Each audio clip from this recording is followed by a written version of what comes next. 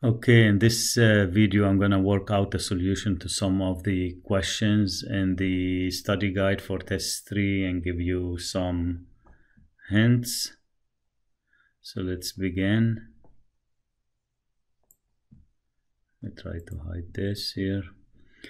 Okay, question 1, test whether mu1 is less than mu2. So it's clear he's telling you what the alternative hypothesis is. Alpha is 0.02. Assume that the population are normally distributed and click the icon to view the table. So he's giving you the sample size, the sample mean of each from each population, and the standard deviation. Since it's an S, not a population standard deviation, you know that must be a two-sample t-test.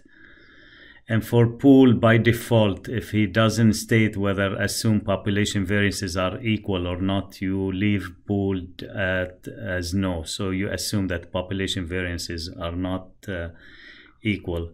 So how do you do this one? I'm going to bring the calculator up.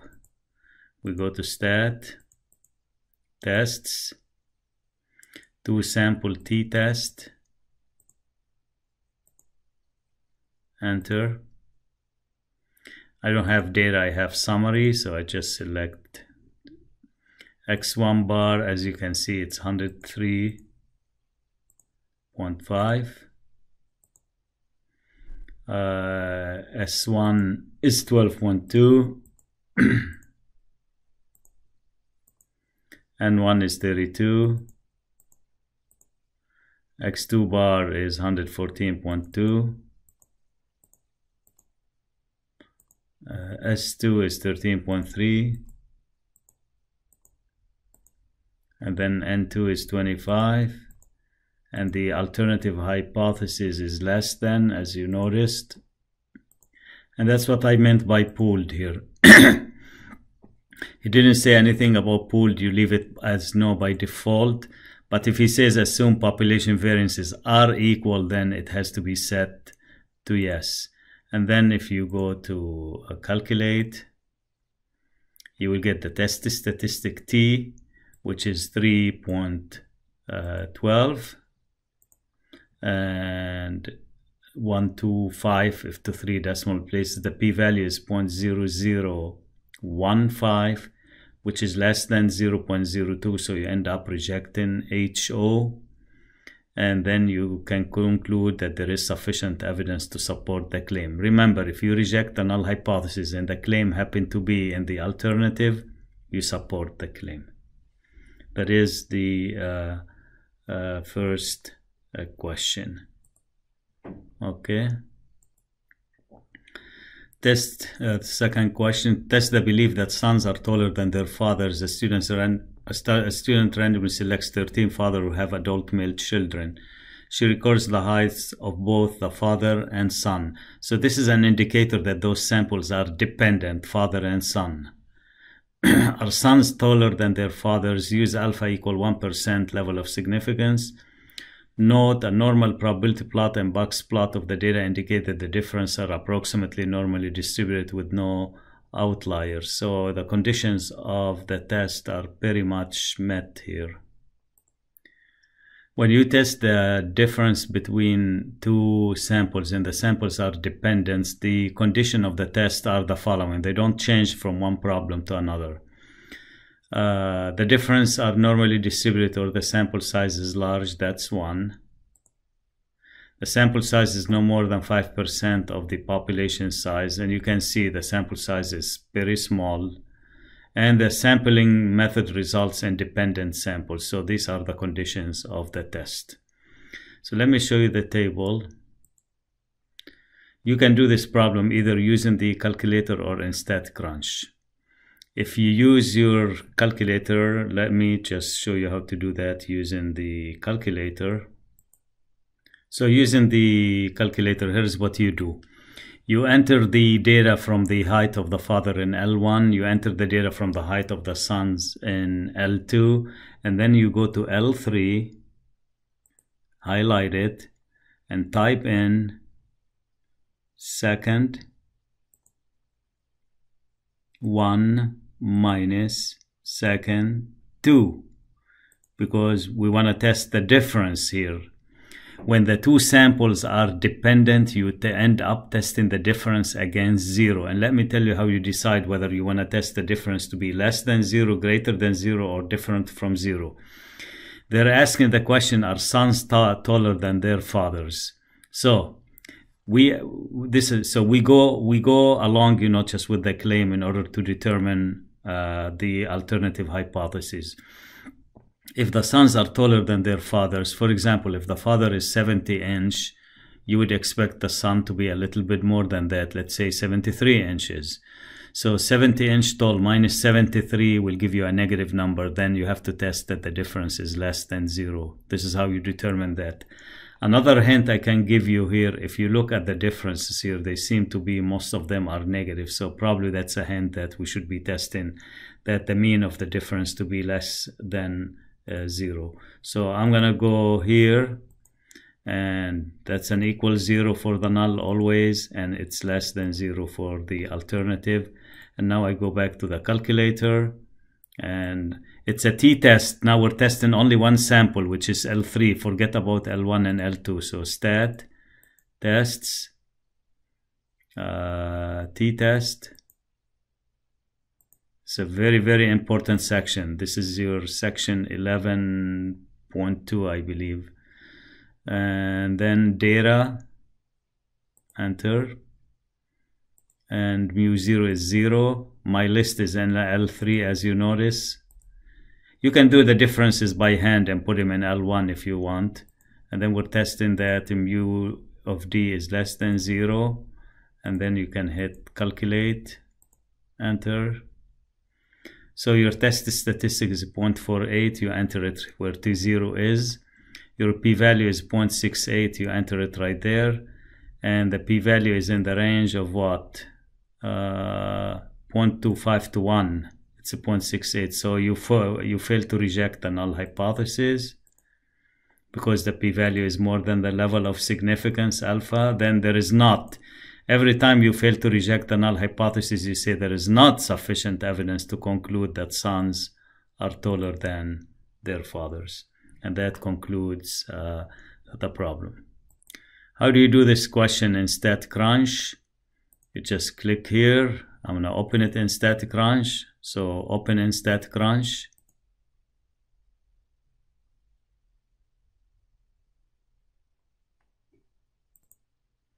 Since we know that the two samples are dependent, you go to t-stats, not two sample, paired. Two sample is reserved for independent samples, so paired right here. Select column 1, which is the father. Select column 2, which is the son. And we have the differences here, and we're testing that mu of d is less than 0. And hit compute.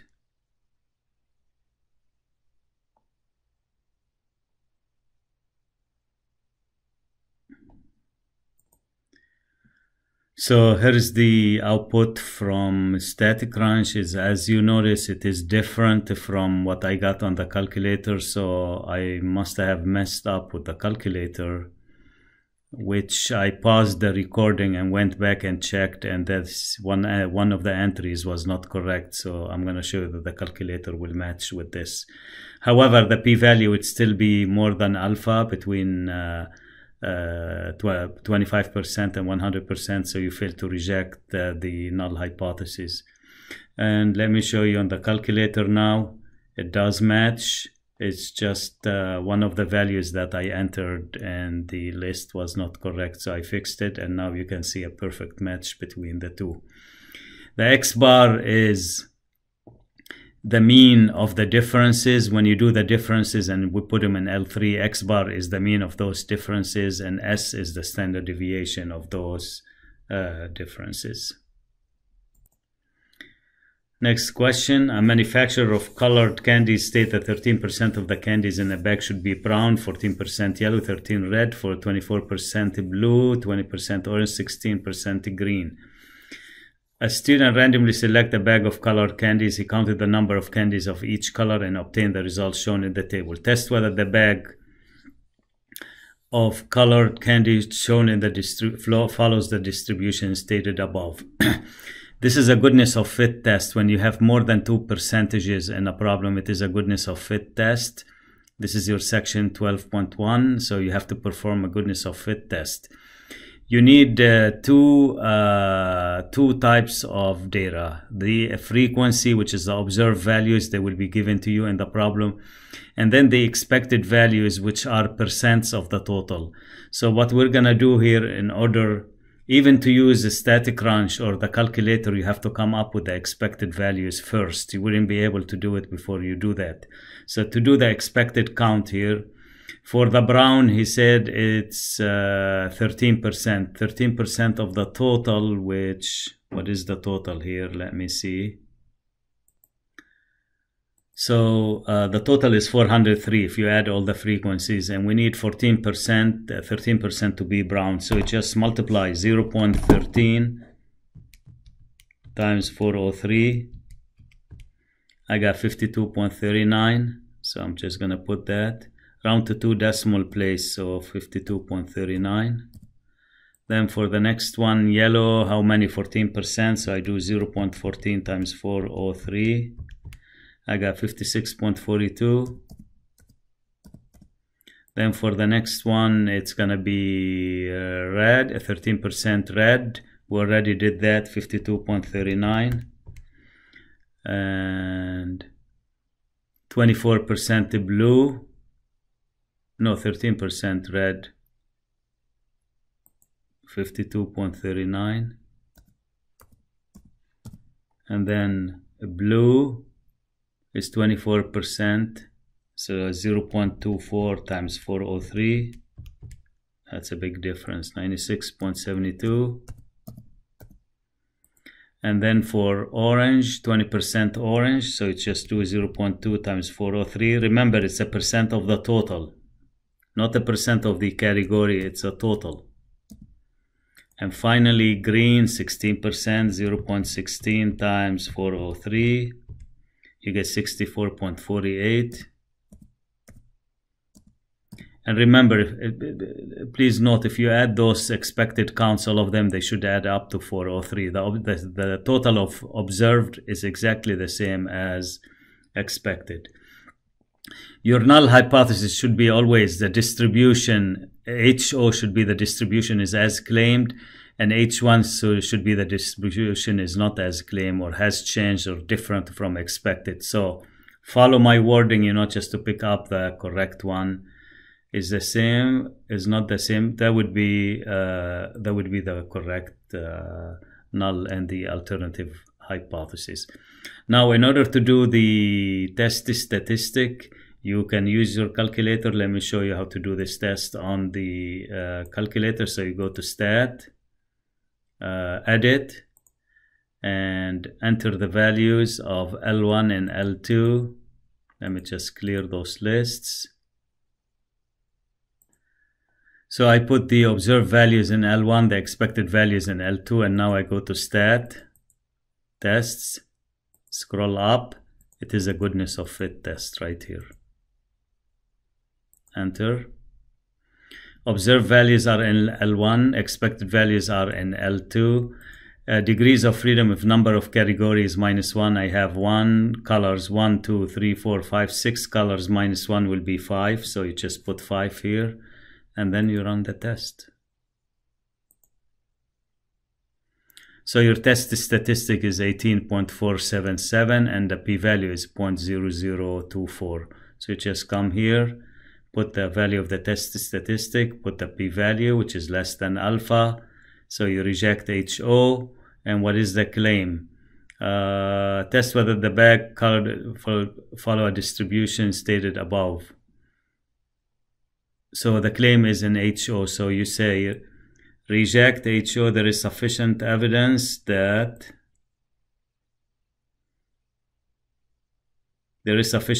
distribution of color is not the same as stated by the manufacturer. That is correct right here. Now, how do you use a static range here? Let me show you how to use a static range. Well, there was no option to open the file in static range, so I just opened the program static range. I entered the observed values in variable 1, the expected values in variable 2, and then you go to stat and you do goodness of fit, chi-square test. Observed is in variable 1, expected are in variable 2. And by all means, you still have to do the expected by hands, whether you use a static range or the calculator. And if you want to display the expected value, they're already there anyway. And let me see if anything else. No, that's it. Just hit compute. And here you go. That's a chi-square, which is exactly the same as we got off the calculator, and that's the p-value.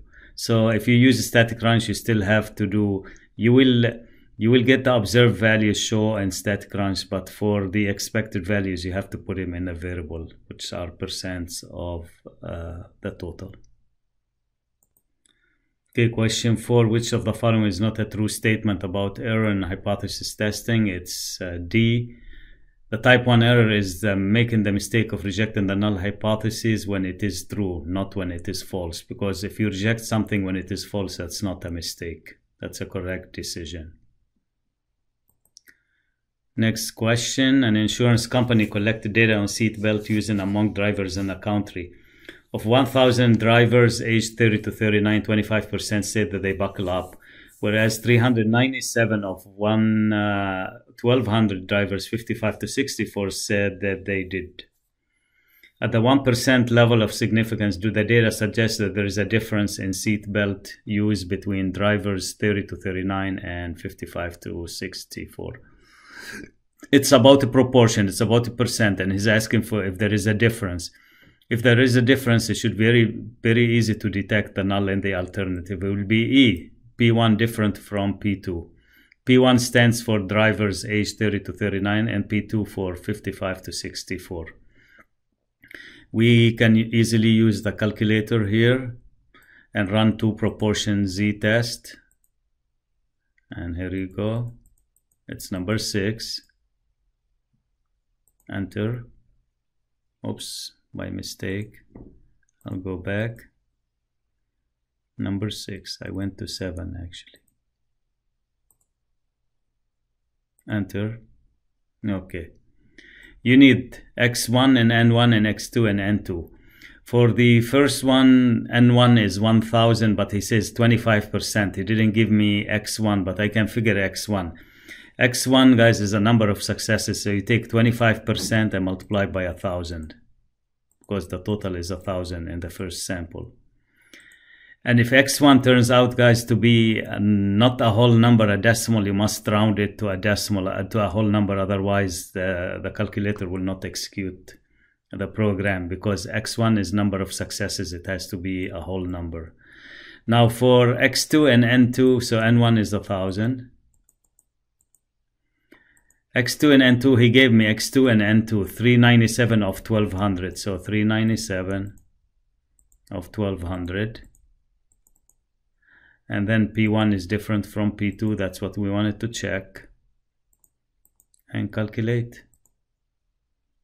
So test statistic Z is negative 4.14. You just put it in Z. And the p-value is, don't ignore the E negative 5. E minus 5 means you have to move the decimal 0.5 digits to the left.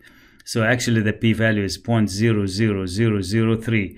If he says 3 decimal places, I would just put 0.000. And this is less than alpha. At the 1% significance level, we reject HO, and there is sufficient evidence to support the claim to accept HA. Done. Next question.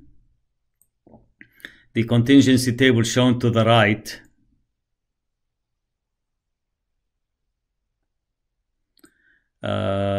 gives a cross classification of a random sample of values for 2 variables X and Y. When you see a contingency table, this is an independence test. That's section 12.2. Find the expected frequencies. Note, you will first need to compute the row totals, column totals, and grand totals. Determine the value of the chi-square statistics. Decide at the 5% level of significance whether the data provides sufficient evidence to conclude that two variables are associated. Okay, let me show you first of all how to find the expected values. To find the expected values by hand, here is how you do it. You need the totals of each row and the totals of each column. So to find the expected value of 10, you take the total of the row that 10 belongs to and the total of the column that 10 belongs to. So which is what? 30 times 50. You multiply the two totals and divide by the grand total, which is 100. So 30 times 50 divided by 100. So that will be 15. For 20, the column total is 50, the row total is 30, so again it's 30 times 50, which is 1,500, divided by 100, which is the total, that will be 15. For 40, it's going to be 50 for the column and 70 for the row, so it will be 50 times 70, 3,500, divided by 100, so that will be 35. And for the last one, 50 times 70, which is 35 again, and this is how you do it. Now to do this using the calculator, let me show you how you could have set up this in a calculator. So just go to second and matrix and go to edit. This is like a matrix, an array of number that has two rows of data and two columns of data. So just hit edit here and select the 2 by 2. Well, it happened to be a 2 by 2 here, so I'm just gonna fill it in with the details. Enter. And I put 10, 20, 40, and 30.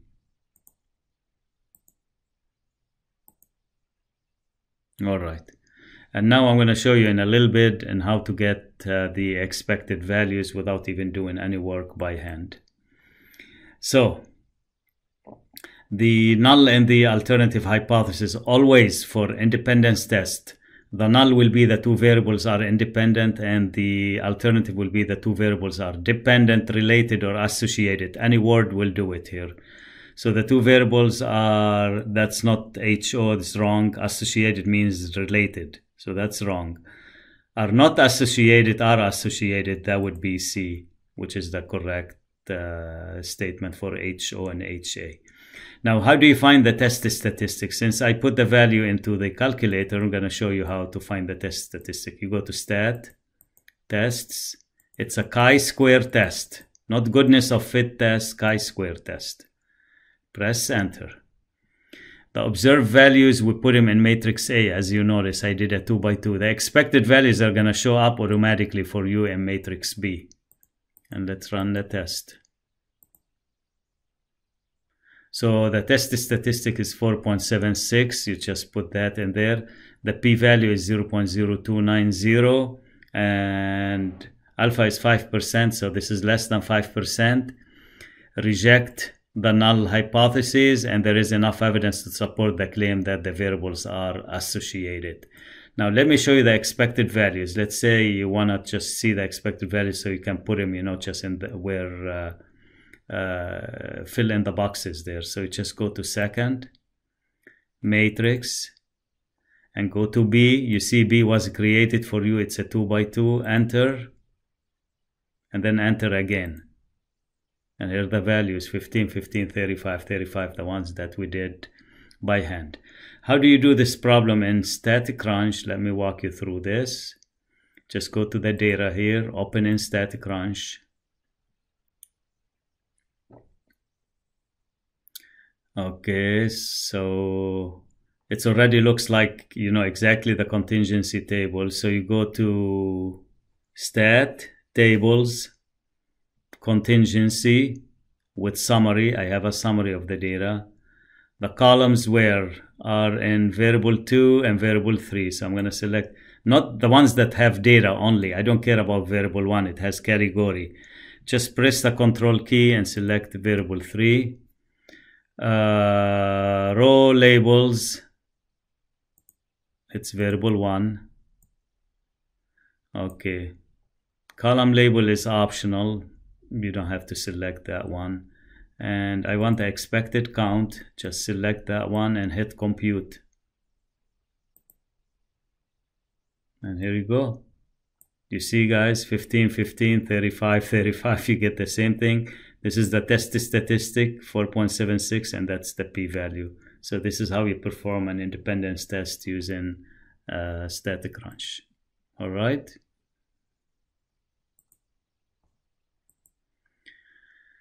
This is the question 7. Conduct the following test at alpha equal 1%. Null and alternative test statistic p-value, and he wants us to test that p1 is different from p2. That's very straightforward answers question. He gave you x1, n1, x2. It's a 2 proportion z test. You can simply just go to stat, tests, select number 6, which is the 2 proportion z test. Oh, we went too fast. There you go, enter. So enter x1 to be 30. So I put the data into the calculator, as you can see, and just hit calculate. And you get z is negative 0.31, and the p-value is 0.75, which is more than alpha. So you fail to reject the null hypothesis, and there is not enough evidence to support the claim. This is another example of dependent samples, section 11.2. So where you have to do the difference. The pass completion percentage of 10 college football quarterbacks for their freshman and sophomore seasons are shown in the table below at alpha equal 5%. Is there enough evidence to support the claim that the pass completion percentage have changed? Okay, so we do the differences here. We take the difference between each one, and we test it against 0. Have it changed means it's different from 0. Did not it change means equal to 0. So we need to test the claim that mu d is different from 0. So the pass, this is the claim, the pass completion percentages have it changed. And you need to select E. A change doesn't mean positive or negative. It could be either one. That's why you have to do different from 0. And let me do this using StatCrunch. So I'm just going to open in StatCrunch. And I'm going to go to stat, tstat, paired. Select column 1, completion percentage. Column 2, don't select the player. These are just attributes. So it's just the ones that have data in them.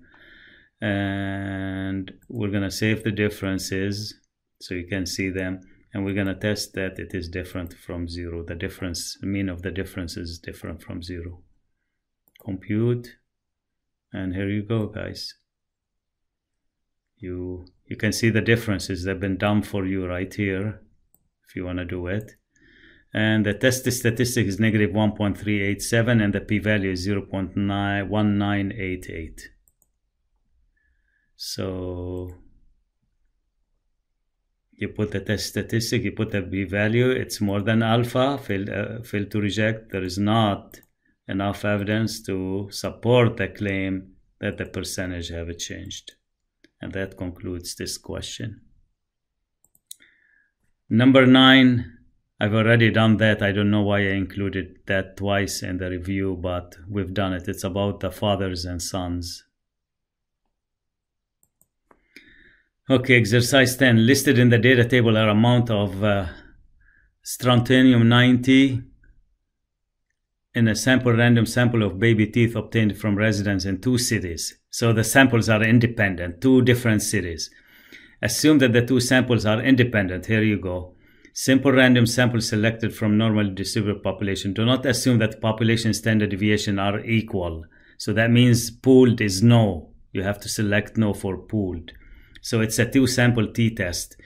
Use the 0.10 significance level to test the claim that the mean amount of strontium-90 from city 1 is greater than that of city 2.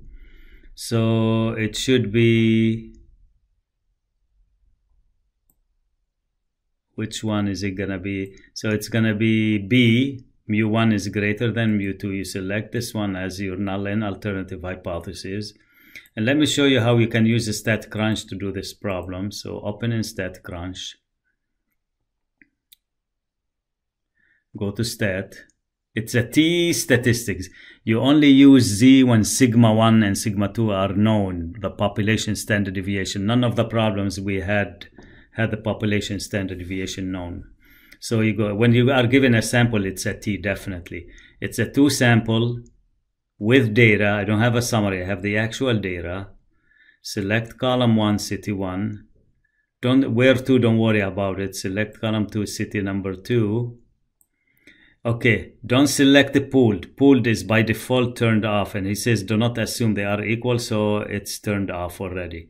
And we need to test that the claim that mu1 is greater than mu2. So you just go here and select the greater sign and hit compute.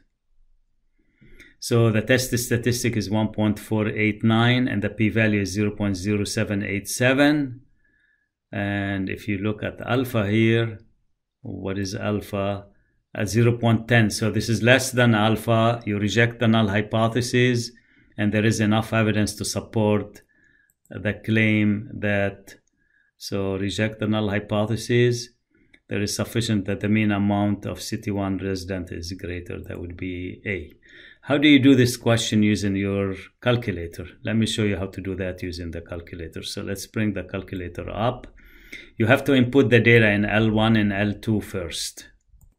So I input the data in L1 and L2. Actually, L1 and L2 didn't have to be the same size, but it happened that the samples have the same size. But because they're independent, it doesn't matter. But when they are dependent, yes, they must be exactly the same size. So you go to Stat, Tests. It's a 2 sample t-test. See how important the t-test here. Oops, I picked the wrong test, sorry. Can't control the cursor when using the computer. Oops, again, sorry.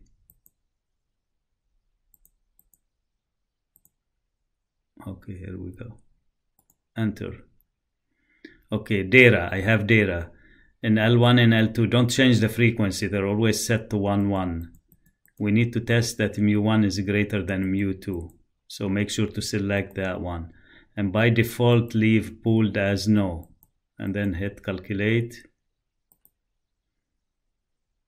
And here you go. You get the same test statistic we got when using StatCrunch. That's the p-value, which is less than 10%. Reject H, O, and support the claim. Another question about 2 sample t-test. You can see how important this test is. Listed below are the time intervals between eruption of a geyser. Assume that the recent times are within the past few years. The past times are from around 20 years ago, and that the 2 samples are independent, simple random samples. Independent t-test. Do not assume that the population standard deviation are equal. Pooled is no. Does it appear that the mean time interval has changed? Has changed means mu1 is different from mu2, so that's what you need to select. So your null alternative will be C, and I'm going to do this in StatCrunch. You see the sample size are not the same. That's what I meant earlier. They don't have to be the same. So you go to Stat, you go to T-Stat, 2 samples with data, select column, it's recent, and select column, it's past. And you want to test that the 2 are different. You only select the pool when it is a yes. So that's different from, that's what we want. And hit compute. And the test statistic is negative 1.168 and the p-value is 0.098. And 0.0398. Oh, what's alpha here? Make a conclusion. Or use 10%. If it is 10%, then yes, it's less than alpha. You reject HO and you support the claim. But if it is 1%, 0.03, it's not less than 1%, so it's greater. You fail to reject the null hypothesis, and you say there is not enough evidence to support the claim. So you see how important, the value of the significance level alpha is. Determine whether the samples are dependent or independent. The test to test the effectiveness of a drug. Cholesterol levels are measured in 210 men and 210 women. Well, you can see they are independent, have nothing to do with each other, so they are independent here.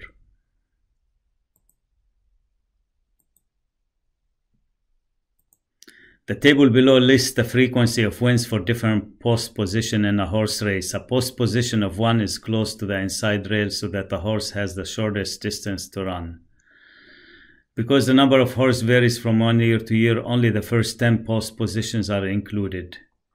Use a 0.05 significance level to test the claim that the likelihood of winning is the same for the different post position. This is a goodness of fit test. Based on the results, should bettors consider the post position of a horse race? So the wins are the observed values, but you have to find the expected values.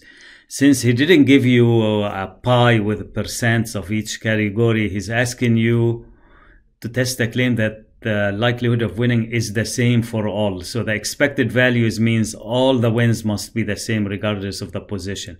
So here's what you do here.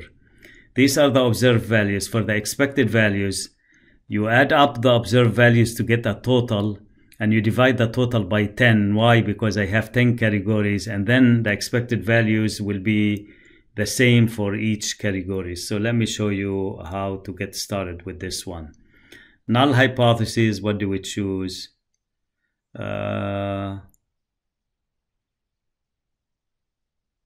With equal frequency and the different, okay, right here, and at least one position have different frequency. So distribution is as claim and distribution is not as claim.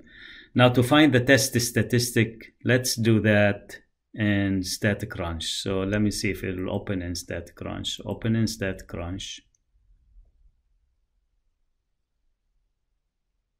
All right. You ignore the post position. These are attributes, categories, names. We don't care about them. The wins are the observed values. I need the expected values. So we're going to create the expected values. Okay, I added the total. It's 106 and I have 10 categories. So 106 divided by 10, it's 10.6. So your expected values are going to be 10.6 each, guys. So you're going to put 10.6 in each one. You have to do that manually. There is no way that StatCrunch or the calculator can do that for you.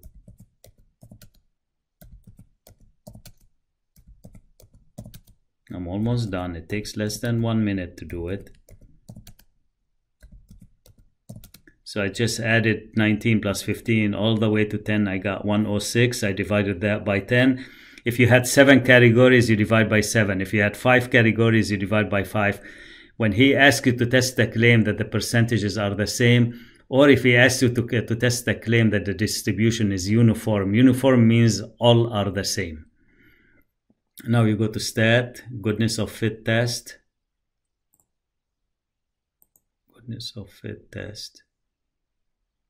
Chi-square test, it's a chi-square test. Select column. Wins, not post position, wins. Select expected value in variable 3, and that's it. Compute. So the test statistic chi-square is 14.862 and the p-value is 0.0948. That's all you need.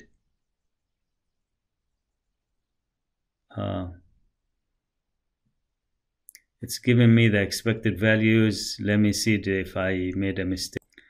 Yeah, I made a mistake. The total is 116 divided by 10. It will be 11.6, but I said 10.6. So if I go back to StatCrunch now and do it, guys. StatCrunch corrected me. It gave me a total of 116. So wins, and that's variable 3, and hit compute, and here you go. See, 11.6. So the chi-square is 14.862 and the p-value is 0.0948. And you just go and fill in the blanks there. 0.0948. What's alpha here? 5%. So that's bigger than alpha. You fail to reject the null hypothesis when the p-value is bigger than alpha. And you fail to reject HO. So it's between A and B. There is not sufficient evidence. Every time you fail to reject HO, you say there is not sufficient evidence. So that's the only one here, to reject the claim that the likelihood of winning is the same for all different positions.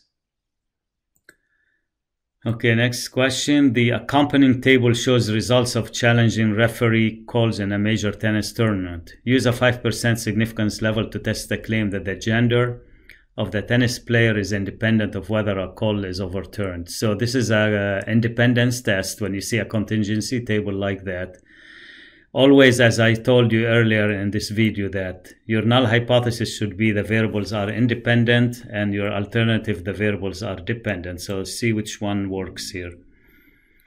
The gender, the tense is not independent of whether, yeah, that's HO. The gender is independent. And now, to do this using static range, let's open in static range. Let me show you how to do that in static range. One more time, that's another chance to do static range and hit stat, not stat, it's going to be, yeah, stat, tables, contingency with summary.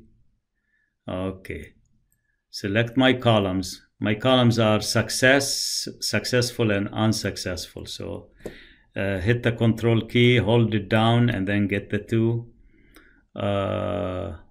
Row labels, I have him, this one, he didn't give it a name. I don't care about the column labels. If you want to the expected values, just select expected count so it will display them, and then it is an independence test. Hit compute. Okay, see the expected values, guys, are given to you. For 276, the expected value is 329.83, and so on and so forth. Okay. And the test statistic is 27.51, and the p-value, when he says less than 0.001, it means it's too small, so it's less than alpha. You reject HO.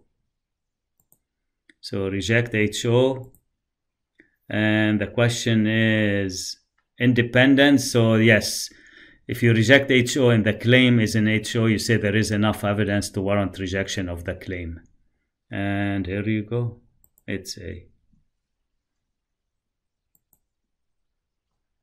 Next question.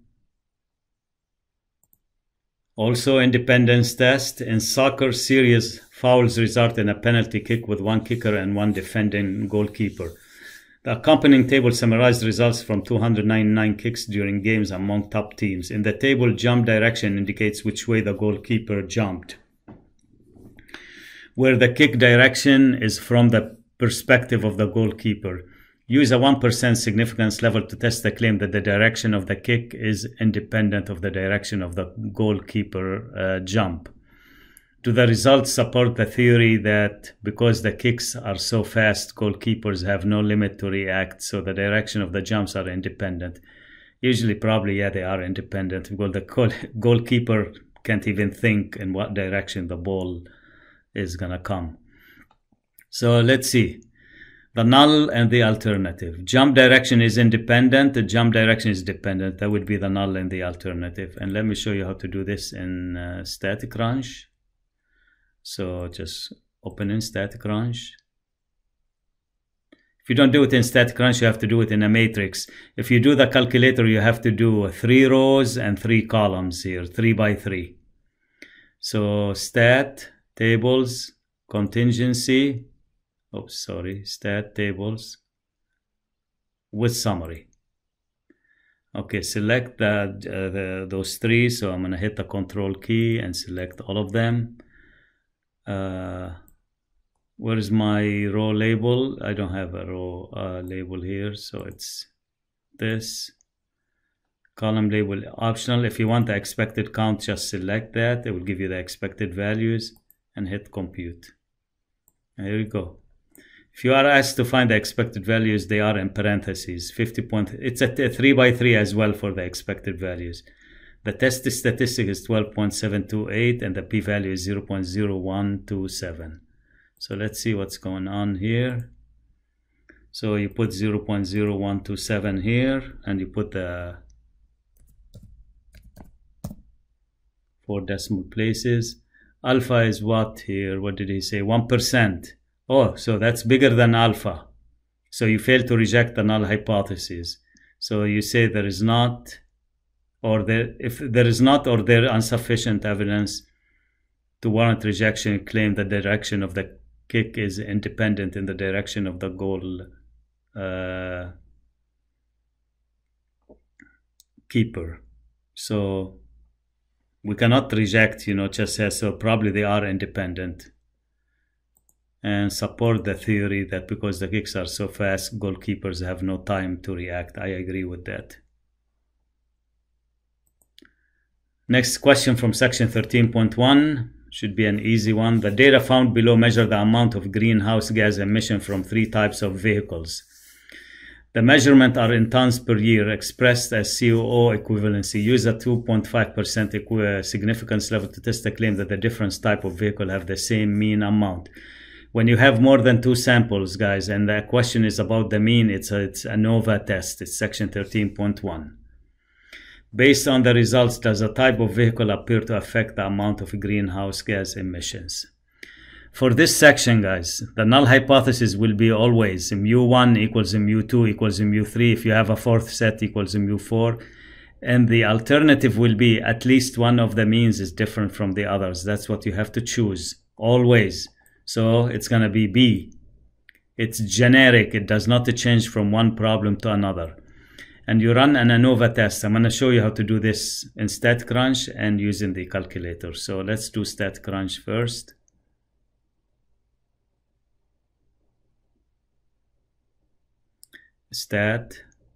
Anova, it's right here. One way, it's a one-way Anova, guys. Select the columns, Control, and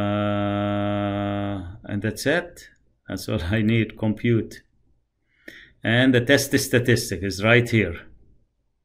This value right here.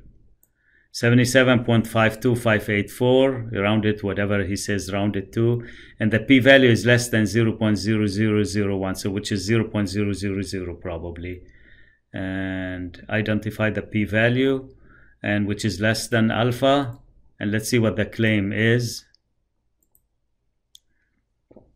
Test the claim that the different type of vehicle have the same mean amount, so the claim happened to be in the null hypothesis. So p-value is 0.000.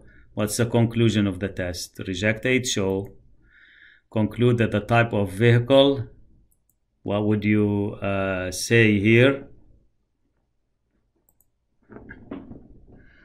Does appear to affect, because we're rejecting the null hypothesis. That means at least one of the means is different. So the type of vehicles does appear to affect the amount of greenhouse gas emission for these 3 types. Next, let me show you how to do this. To use the calculator, you have to input the data into L1, L2, L3, which I did already. And now you go to Stat, Tests, scroll up.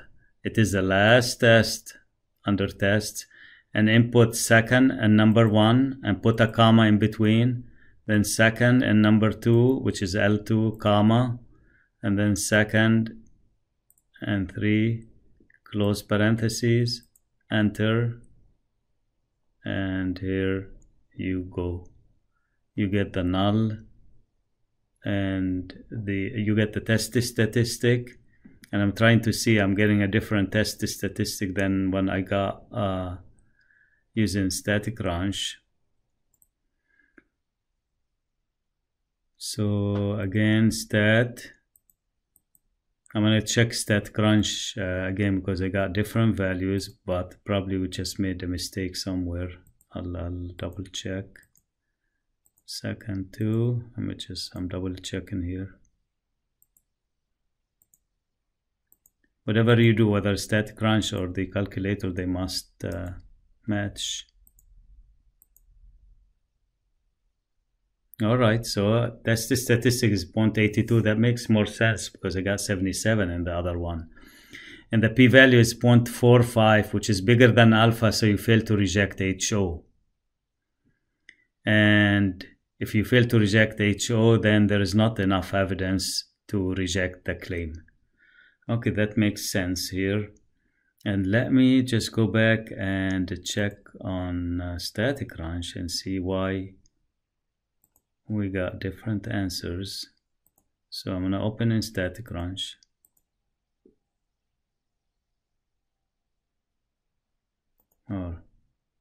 Oh, probably I was selecting this. I should not be selecting that. So let me just see stat, Anova, one way, select those. We're good. And just hit compute. And here you go, guys. We get. Oh, I'm not sure why I got different results earlier. That is 0.82. That's exactly what we got using the calculator. So that should do it right here. Okay, so the p-value is more than alpha. You fail to reject the null hypothesis, and there is not enough evidence to warrant rejection of the claim. Okay.